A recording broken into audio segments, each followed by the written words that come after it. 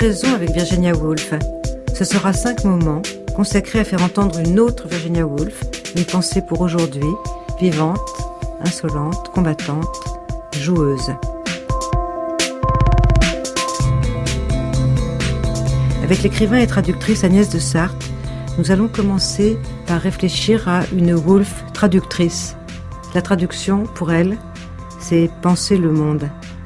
Woolf, cosmopolite, amoureuse de la Grèce d'Homère, d'Échille et de Xénophon, traductrice de Dante, passionnée par Tchekhov, sidérée par Proust, apprenant l'italien, le grec, le russe ou le français pour fréquenter les textes de plus près, Virginia Woolf est européenne avant tout.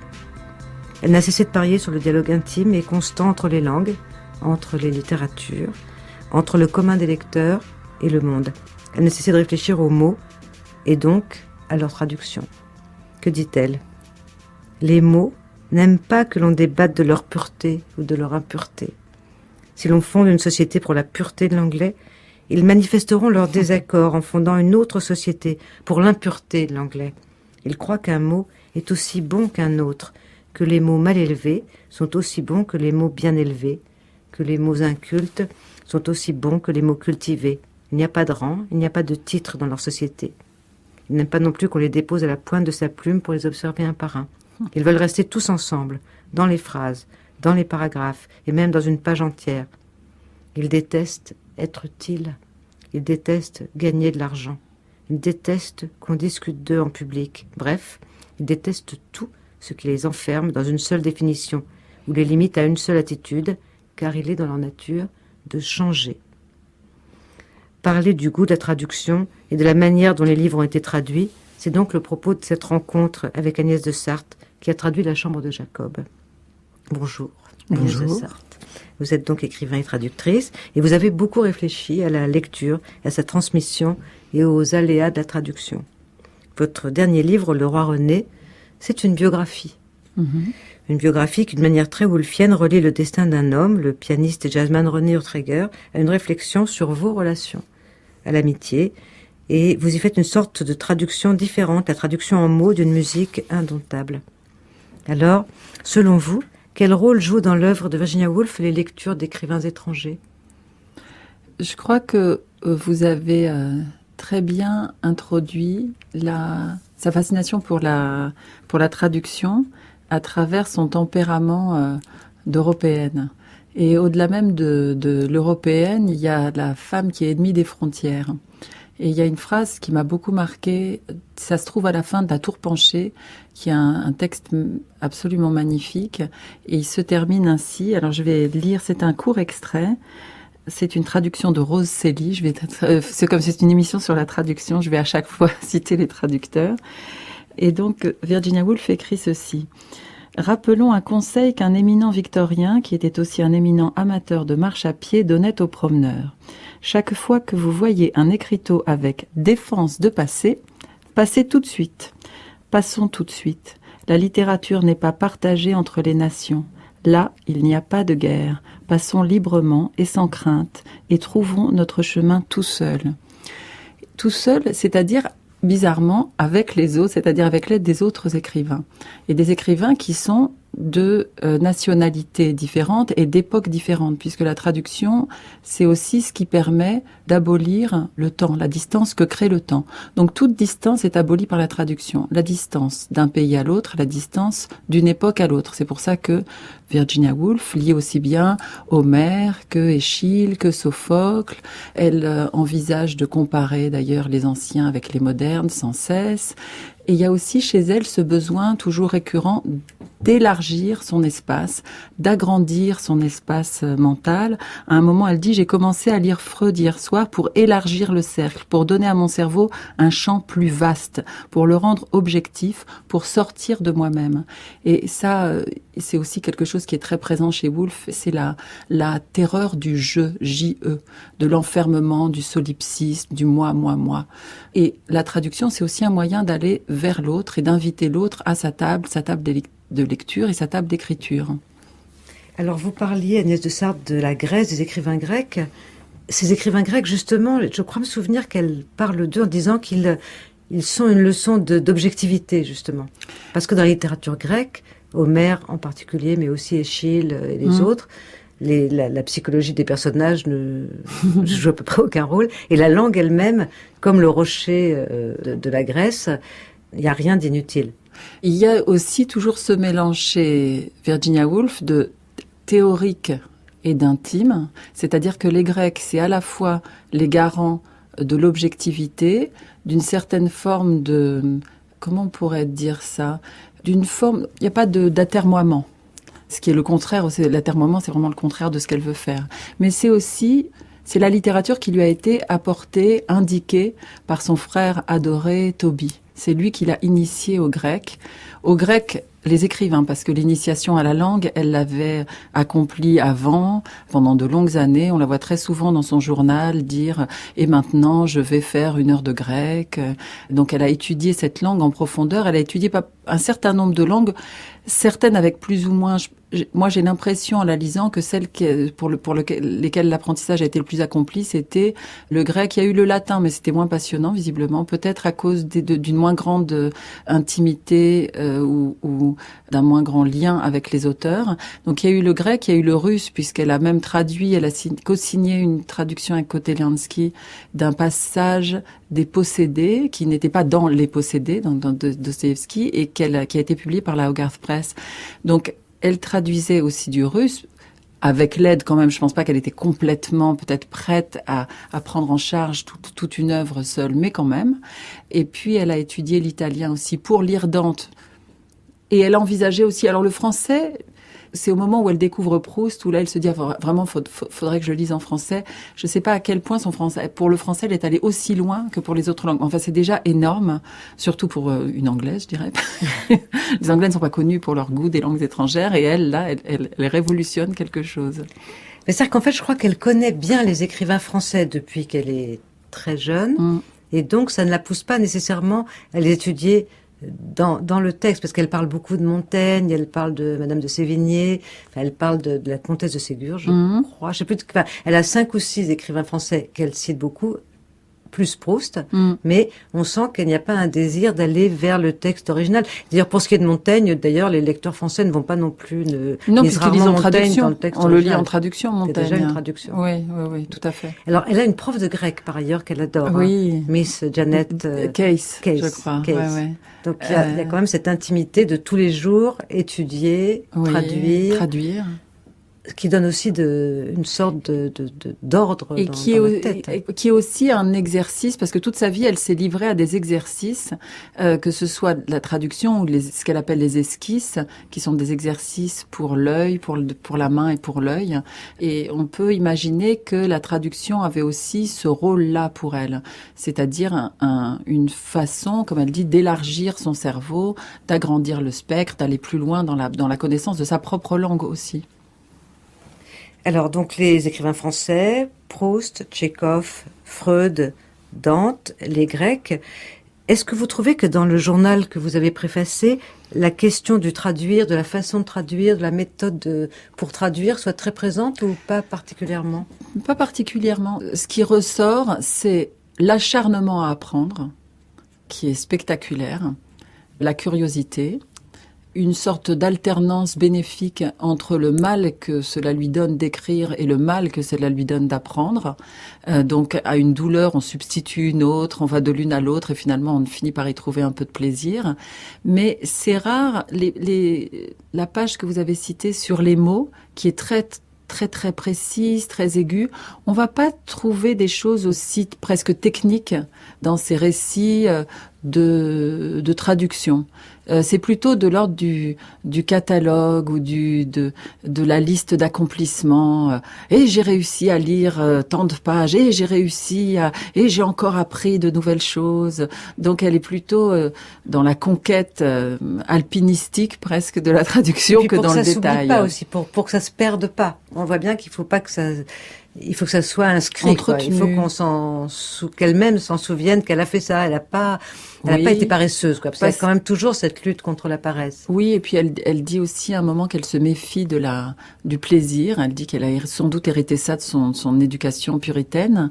Et on voit dans le journal, il y a beaucoup de listes. Alors les listes des auteurs étrangers traduits pas forcément traduits, mais en tout cas lus dans la langue originale. Mais il y a aussi de toutes sortes de listes des écrivains de sa propre langue qu'elle a lu et qu'elle va relire. Et donc ça, c'est vrai que c'est plutôt peut-être pour se rassurer et se donner de la force de continuer. Ce qui ressort du journal, c'est que c'est quelqu'un qui travaille énormément. C'est vrai. Ouais. Et ça, c'était important de le rappeler, de le dire par rapport à l'image qu'on a trop souvent de cette Virginia Woolf, un peu, comme elle dit, algue desséchée, ou pâle, ou toujours alitée, ou manquante d'énergie. Et, alors, qu'elle se reproche de ne pas avoir assez d'énergie, c'est une chose, mais c'est souvent les gens qui ont beaucoup d'énergie qui se reprochent d'en manquer. Et elle tire parti aussi de tous les travaux qu'elle entreprend. On la voit aussi aller puiser de l'énergie dans la lecture. Souvent, c'est ça aussi qui revient. C'est-à-dire dès qu'il y a un moment de découragement, elle va lire Proust. Elle le dit, elle l'écrit souvent. Alors que nombreux parmi ses amis pensaient que la lecture de Proust la tuerait. Ils redoutaient énormément qu'elle le découvre. S'ils avaient pu, ils auraient caché son existence, puisque comme d'une certaine manière, leurs arcs respectifs étaient tendus sur la même cible, ils avaient peur qu'elle pense qu'il l'avait atteinte le premier. Et c'est pas du tout ça. Faux, quand même. Mais quand elle le lit, elle est soulagée, elle est heureuse et ça lui redonne du courage. Elle a aussi cette relation-là avec Shakespeare.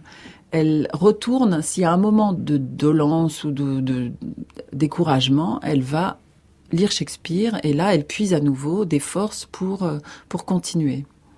Je trouve que c'est très beau et intéressant de rappeler cela parce que on croit trop souvent que justement les écrivains sont menacés par les autres écrivains, ce qui n'est pas totalement faux, mais par certains côtés totalement faux quand même, parce que au contraire, la fréquentation de l'art et de la page écrite est un immense soulagement, en particulier quand on doute de ce qui est son cas et ce qui peut arriver, qui peut parfois sembler être le nôtre aussi. Quand on doute de l'intérêt de l'écriture, rien de tel qu'un moment de lecture pour savoir à quel point c'est vital. Il y a certains écrivains qui sont effectivement menacés ou qui se sentent menacés par d'autres écrivains. C'est presque une question de tempérament et ça c'est le mystère des différences entre les êtres. Mais c'est certainement pas le cas de Virginia Woolf. Elle, c'est exactement le contraire. Et sa pratique de la traduction, elle va aussi dans ce sens-là. Oui, passage des frontières, ouais. Enfin nos frontières, disons plutôt. Pas de frontières. Alors, parlons à l'inverse maintenant de sa réception. Parce que la réception de Virginia Woolf, donc ça commence au milieu des années 20, je pense, en France. Mais c'est une réception très dispersée. Vous vous souvenez de cela? Et comment vous expliquez cette dispersion? Je me souviens que Marguerite Yourcenar donc, se lance dans la traduction des vagues. Parce que le livre a eu un grand écho, principalement. Et d'ailleurs, il va avoir un prix. Alors, par dispersion, vous voulez dire que son œuvre n'est pas prise en charge par un éditeur unique qui fait... ça peut être que des hypothèses. Moi, j'ai l'impression que ça tient à la diversité de son œuvre. C'est-à-dire qu'à chaque livre, et ça aussi on s'en rend compte quand on lit le journal, à chaque livre, elle se lance un nouveau défi et elle invente une nouvelle forme. Et commercialement parlant, puisqu'il s'agit quand même parfois de commerce dans l'édition, on peut devenir méconnaissable. C'est-à-dire quelqu'un qui dit voilà les vagues, livre idéal, et qui espère que en ouvrant Mrs. Dalloway, il va tomber sur exactement la même forme, cette forme d'espèce de stances, de dialogues qui n'en sont pas, avec ces moments très très poétiques, très lyriques, et il va ouvrir Mrs. Dalloway et se dire mais qu'est-ce qui se passe? Pourquoi tout s'étirait? Pourquoi ça s'arrête? Comment ça peut être si différent? Et être dérouté. Donc il peut y avoir un sentiment de passer d'une écriture à l'autre en ne comprenant pas à quel point ces écritures diverses font œuvre. Et ça, il fallait le temps, je crois qu'il fallait le temps et le recul pour apprécier avec la distance la construction d'une œuvre qui est très élaborée et qui est dans la précision et dans le risque aussi. Elle prend d'énormes risques. Maintenant, le fait qu'il y ait eu des traductions dispersées et des traductions nombreuses, parce qu'il y a aussi des œuvres qui ont été traduites puis retraduites, je me dis aussi que peut-être qu'elle fait partie de ces écrivains pour lesquels la traduction ne s'épuise jamais. Parce que ce qu'elle propose comme texte est si difficile à saisir, si précis et en même temps si flottant, qu'on ne peut pas se satisfaire d'une seule traduction. Et moi, je me réjouis qu'il y ait beaucoup de traductions de Virginia Woolf. Je suis pas, pour certains auteurs, je me dis, franchement, c'était pas la peine, c'était uniquement pour, voilà, comme un coup médiatique, pour remettre un projecteur sur, je sais pas, voilà, pour inventer une fausse actualité. Mais dans le cas de Virginia Woolf, moi, je passe pas mal de temps à étudier, à comparer ces traductions avec des étudiants d'ailleurs, et c'est souvent extrêmement riche parce qu'on voit que chaque traducteur a adopté un parti pris et que c'est dans le mélange de ces voix diverses qu'on va retrouver Woolf. C'est des interprétations. Oui, ce sont des interprétations. Et ça fait un peu l'effet d'une interprétation en musique, c'est-à-dire que vous avez un chef d'orchestre qui va diriger une symphonie de manière complètement différente d'un autre chef. Pas forcément parce que ce sont des époques différentes, mais parce qu'ils ont une conception de ce qu'est cette œuvre qui est très différente. Et alors bien souvent, on va remarquer que, comme pour la musique, les gens qui ont lu, par exemple, le phare, Promenade au phare, dans une certaine version, vont préférer leur version, parce que c'est la première qu'ils ont lue. Comme la première version qu'on a entendue, ah là, Karajan, il n'y a rien de mieux pour... Et puis après, on se dit, ah, en fait, peut-être que Bruno Walter, c'était pas mal. Mais c'était parce que c'était le choc, c'est le choc de la première fois. Mais si on se pose un peu et qu'on dépasse ce sentiment de c'est la première fois que je l'ai vu, donc il y a l'émotion de la découverte, c'est vraiment passionnant de confronter les traductions et de les faire dialoguer entre elles parce que ce sont vraiment des interprétations qui se complètent. Alors, ce qui est très intéressant, Agnès de Sarthe, c'est que donc l'œuvre de Woolf, elle est tombée dans le domaine en 2012. Enfin, d'ailleurs, elle est, comme pour beaucoup qui avaient une histoire de changement de statut, elle est tombée une première fois dans le domaine, puis elle est sortie du domaine et elle est retombée dans le domaine public. Il s'agit de domaine public et non privé. Donc en 2012, depuis donc les traductions se sont enchaînées. Oui. Et mon impression, c'est que dans l'ensemble, Virginia Woolf n'a pas été desservie par de très mauvaises traductions. C'est vrai. Contrairement à des écrivains comme Truman Capote, Salinger ou Fitzgerald, trois écrivains, qui écrivent un peu après, mais pas tant que ça non plus, et qui lui succèdent juste, mais qui ont tous été massacrés c'est vrai. À la tronçonneuse. Et sont tellement mal traduits que c'est presque illisible. Oui, c'est presque drôle. Mais dans le cas de Virginia Woolf, elle n'est pas très mal traduite en revanche. Alors, ça c'est une joie. Pour une fois qu'il y a une bonne nouvelle, réjouissons-nous. Je crois que c'est un peu à voir avec l'impression que son écriture dégage, c'est-à-dire que vous n'allez pas vous dire « Oh tiens, si je traduisais Virginia Woolf ». Je peux moi-même témoigner de cette expérience puisque je me souviens très bien d'un rendez-vous auquel j'ai été conviée par Marie-Pierre Grassedieu qui dirigeait la Cosmopolite chez Stock à l'époque, et elle me proposait de traduire à nouveau la Promenade au phare. C'était pour la Promenade au phare que j'étais convoquée, si on peut dire, et je me souviens d'être dans son bureau, d'ouvrir To the Lighthouse, donc dans sa version anglaise, de regarder la première phrase qui fait une demi-page et d'éprouver une douleur physique. Je sais même plus où j'avais mal partout, parce que je sentais que ça allait me demander un tel effort que je pourrais pas m'y consacrer. Et je suis sortie de ce rendez-vous en refusant cette traduction, en refusant de traduire Virginia Woolf parce que c'était trop dur. Bon, il se trouve qu'après, à cause d'une péripétie extrêmement étrange, j'ai fini par accepter. Mais pas la Promenade au phare. Mais pas la Promenade au phare. Mais je me souviens très bien de ce sentiment de oh là là, qu'est-ce qui va m'arriver? Alors, ce qui est assez étrange, Agnès de Sarthe, c'est que donc vous n'avez pas traduit la Promenade au phare qui a été retraduite par quelqu'un d'autre. Par Anne Vic, oui. Voilà. En revanche, vous avez traduit la Chambre de Jacob. Et ce qui est assez intéressant, c'est que la Chambre de Jacob est réputée un texte plus difficile que la Promenade au phare. Alors, beaucoup moins. Oui. C'est un texte que Woolf elle-même qualifiait de expérimental. Oui, c'est ça. Donc, quand une moderniste qualifie quelque chose qu'elle fait d'expérimental, on a tout lieu de craindre le pire. Et je me souviens aussi que j'avais lu La Chambre de Jacob en français. C'est un texte que je n'avais jamais lu en anglais. Je l'avais lu en français et je me souviens aussi de cette lecture. Je lis tout ce livre assez rapidement, peut-être en 2 ou 3 jours, sans m'arrêter. Et je me souviens du sentiment, alors que c'est dans ma langue, je lis en français, de ne rien comprendre. Je ne sais pas de quoi ça parle. Je termine le livre, je ne sais toujours pas de quoi ça parle. Si quelqu'un se penchait sur mon épaule et me dit « Alors, qu'est-ce que tu lis? C'est bien? Qu'est-ce que ça raconte ?» J'aurais dit je sais pas, je dirais demain. Et je termine le livre, je ne sais toujours pas de quoi ça parle, mais une fois que je le referme, je éclate en sanglots. Ça ne m'est jamais arrivé avec aucun livre.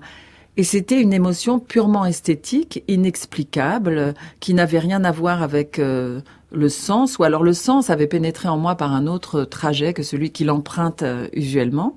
Et donc le cerveau. Oui, peut-être, lui. Et c'est peut-être pour ça, étrangement, que je me suis dit, après tout, pourquoi ne pas traduire le livre que même dans ma langue, je n'ai pas compris. Ça, c'est une bonne histoire de traduction. Mais ça apprend à traduire, parce que La Chambre de Jacob, c'est un livre dans lequel on ne sait jamais où on est, quand on est, qui parle, qui sont les personnages. Vous avez des personnages qui arrivent pour une scène, vous commencez à vous attacher à eux, à vous dire « Ah, mais qui est-ce ? Peut-être va-t-il revenir à la page 180 ?» Et puis vous les revoyez plus jamais. Alors qu'ils sont introduits comme si vraiment on allait... on a des détails qui les concernent, etc. Mais non, ils reviennent plus. On ne sait pas où ils ont disparu. Comme dans la vie, cela dit. Comme dans la vie. Et d'ailleurs, ce Comme dans la vie, c'est exactement... En fait, c'est un livre qui est extraordinairement réaliste. C'est vrai. Mais il n'est pas réaliste comme à la manière des naturalistes, il est réaliste à la manière des modernistes, c'est-à-dire qu'il est morcelé comme est la vie, interrompu comme est la vie, les conversations qui s'arrêtent parce qu'un bus passe, parce que, je sais pas, un oiseau chante, parce que, etc. Les flux de pensée interrompus parce que, voilà, il y a quelque chose à faire. L'action interrompue par un flux de pensée parce qu'il y a quelque chose à penser. Donc, on est perdu. Et en même temps, je sais que la traduction de ce livre m'a permis de faire une sorte de progrès dans mon travail de traductrice, qui était justement, vous citiez le cerveau, ce merveilleux organe tout à l'heure, et j'ai conçu que pour traduire certains textes, il ne fallait pas passer par le cerveau. En tout cas, il ne fallait pas passer par le trajet habituel qu'utilise le cerveau pour traduire, c'est-à-dire que vous avez une phrase, et normalement, ce sont des mots, vous les regardez, vous connaissez les mots, leur équivalent en français, vous voyez la structure de la phrase, vous voyez à peu près à quoi ça correspond syntaxiquement en français, et vous allez d'une langue à l'autre. Et en fait, pour La Chambre de Jacob, si vous faites comme ça ne fonctionne pas, parce que pendant que vous regardez l'anglais, ce phénomène-là qui a lieu normalement n'a pas lieu. Alors comment on fait ? On remonte le flux de la phrase et on retourne à l'image. On retourne à l'image qu'a vue l'auteur, en l'occurrence Virginia Woolf, pour voir la même image qu'elle. Et c'est à partir de l'image... Imaginer que... Oui. Pourtant, je suis assez certaine de voir les mêmes choses. Mais bon, il faut aussi y croire, pour faire de la traduction. Pour traduire, de création. Ce qui est impossible. Normalement, on peut pas traduire. Traduire est un événement impossible. Donc, il faut quand même y croire. Alors, je crois que je vois ce qu'elle voit. Et à partir de ce qu'elle voit, je traduis. Il y a une phrase dans La Chambre de Jacob qui illustre très bien ce propos. C'est une phrase qui dure, c'est 2 lignes, elle est même pas très longue. Mais dans cette phrase, il y a 5 fois ou 4 fois, je ne sais plus, le mot leaf, qui veut dire feuille, une feuille. Donc, en anglais, ça donne where they moored their boat, the trees showered down so that their topmast leaves trade in the ripples and the green wedge that lay in the water being made of leaves. 2e, shifted in leaf breadth. 3e, as the real leaves shifted. Donc on a 4 fois le même mot dans une phrase qui n'est franchement pas très longue. Quand on sait que le français est la répétition, déteste ça. Oui, surtout le correcteur de... Surtout le correcteur. On se dit comment je vais faire. Et puis en plus on se dit qu'est-ce qui lui prend de répéter sans arrêt la feuille, pourquoi toutes ces feuilles dans une phrase. Et je voyais pas du tout comment faire. Et il s'agit d'une scène qui se passe sur une rivière. Il y a 2 amis qui sont dans une barque. Et à ce moment-là, je me suis dit je vais m'arrêter de traduire et je vais juste regarder cette phrase et voir l'image. Donc je vois une barque, l'eau, les arbres au-dessus de l'eau, et je vois que tiens, si je lève les yeux, je vois qu'il y a à la fois les feuilles de l'arbre, et entre chaque feuille, il y a une sorte de trou qui a une forme de feuille aussi, mais qui est le ciel. Et puis, ces mêmes feuilles se reflètent aussi dans l'eau. Et puis, la barque elle-même a une forme de feuille. Et donc, je vois en fait les 4 occurrences, comme si je les situais dans le tableau. Et étrangement, une fois que j'ai eu situé toutes ces feuilles, les feuilles réelles, les feuilles reflétées, les feuilles virtuelles, les feuilles en ciel, les feuilles en feuilles, les feuilles en eau, les feuilles en reflet, La phrase est sortie toute seule. Elle était absolument pas difficile à traduire. Là où ils amarrèrent leur barque, les arbres plongeaient vers l'eau, si bien que les feuilles ornant leurs mâts de hune ondoyaient dans les rides et dans l'échancrure verte d'une eau tout en feuilles remuées sur un tapis de feuilles que les feuilles véritables venaient chahuter. Donc il y a plein de feuilles, mais là, ces feuilles-là s'organisaient comme il faut dans la phrase. Donc voilà ce que je veux dire quand je dis qu'il y avait des moments où il fallait remonter à l'image pour pouvoir traduire, donc pas traduire de la langue vers la langue, mais traduire en prenant un petit détour. Et on rejoint là, Agnès de Sarthe, effectivement, ce cosmopolitisme de Virginia Woolf, c'est cette façon de faire circuler les images et les mots sauvages qu'on a évoqués tout à l'heure à travers les pays, les langues, les cultures, librement. Finalement, c'est ça que vous nous racontez. Vous nous décrivez comment une barque, ou les fameux vaisseaux scellés que sont les êtres humains, selon Woolf, circulent. C'est peut-être d'ailleurs ce qui a orienté ma traduction d'un mot que vous avez relevé au cours d'une de nos conversations, je m'en souviens. C'était un moment dans la chambre de Jacob, elle dit qu'ils vont se promener boulevard Raspail, et c'est écrit R-A-S-P-A-I-2-L-E-S en français. Sans S. Ou enfin, en tout cas, c'est pas écrit comme Raspail, comme le boulevard Raspail de Paris. Comme le chimiste, qu'on connaît, le célèbre chimiste et politique. Et j'ai dit, c'était comme ça en anglais. Alors pourquoi la traductrice que je suis ne corrige-t-elle pas alors qu'elle connaît le boulevard Raspail. Alors que je connais le boulevard Raspail, moins le chimiste, mais bon, je connais l'orthographe de ce mot, et on est tenté, quand on traduit, si on connaît un peu mieux que l'auteur, on peut, après tout, on peut corriger, puisqu'on va améliorer le texte. Et moi, il me semblait que son boulevard Raspail était celui qu'elle s'imaginait. Pour elle, c'est tellement plus français, cette terminaison en A-I-2-L-E.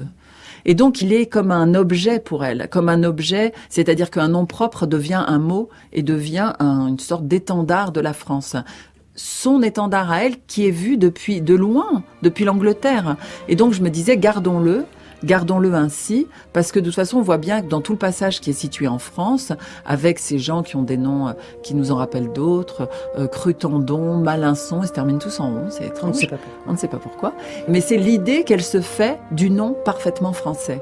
Et dans cette amitié qu'elle a pour une culture qu'elle maîtrise pas forcément très bien, mais qu'elle invite dans son livre, je trouvais que s'il y avait quelque chose à respecter et à importer, y compris dans la traduction. Donc, c'était une façon pour moi de faire un hommage à sa manière de circuler d'un pays à l'autre et d'une langue à l'autre.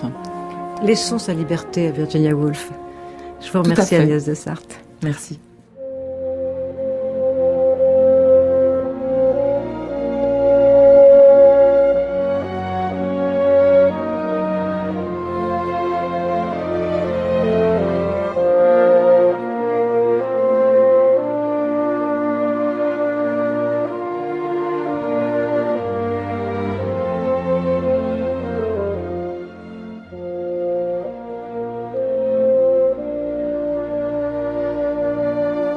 C'était Avoir raison avec Woolf, une série proposée par Geneviève Brisac, réalisée par Marie-Laure Ciboulet, prise de son Jean-Louis Deloncle. Demain, la grande affaire de l'amitié avec Florence Sévos.